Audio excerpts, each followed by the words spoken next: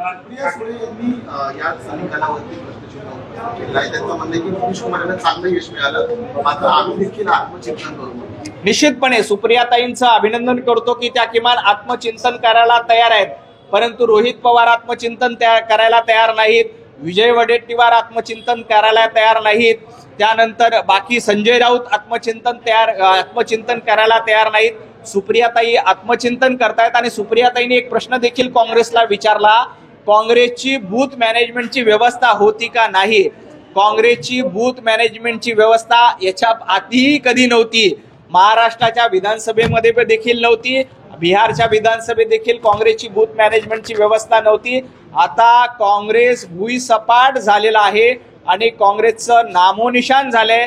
सुप्रियाताई, तुमचं मनापासून अभिनंदन करतो की तुम्ही आत्मपरीक्षण करायला तयार झालात.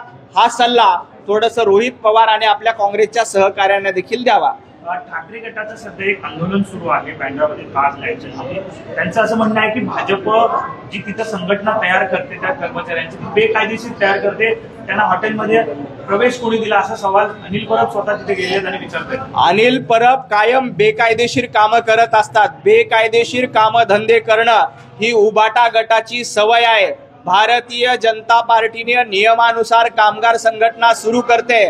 कामगार संघटना आमच्या सोबत आहे, कामगार आमच्या सोबत आहे. असा असताना अनिल परब आणि उबाटा गटाकडनं जाणीवपूर्वक नौटंकी करण्याचा प्रयत्न केला जातोय.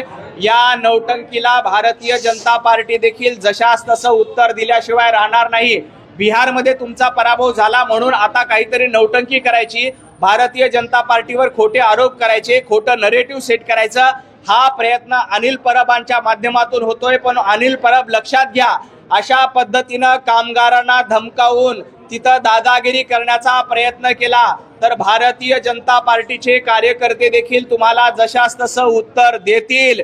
बिहारमध्ये तुमच्या पक्षाची आणि तुमच्या आघाडीची काय अवस्था झाली आहे हे जाऊन बघा. तुमचा अरोगन्स आणि तुमचा अहंकार असाच राहिला तर येणाऱ्या महापालिका निवडणुकीत देखील या सगळ्या कामगारांच्या संघटना तुम्हाला देखील घरी बसवल्याशिवाय राहणार नाही.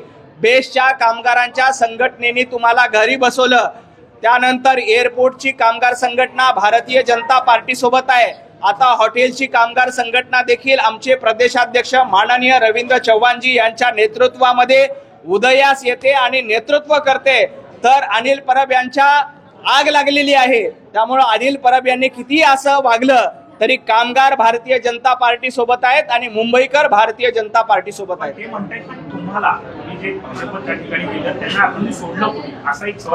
भारतीय जनता पार्टी प्रत्येक गोष्ट नियमाने करतं, कायद्याने करतं. कामगारांची संघटना सुरू करण्यासाठी का अनिल परबांची परवानगी घ्यायची का? अनिल परब यांच्याकडनं लेखी अर्ज करायचा, अनिल परब परवानगी दिली आणि मग आम्ही कामगारांची संघटना सुरू करायची का? असं चालणार नाही. आम्ही देखील कामगारांच्या सोबत खांद्याला खांद्याला उभा आहोत. कामगारांच्या हक्काचं संरक्षण झालं पाहिजे यासाठी आमचे प्रदेशाध्यक्ष आदरणीय रवींद्र चव्हाणजी यांच्या नेतृत्वात गेल्या 6 महिन्यात कामगारांची मोड बांधली जाते.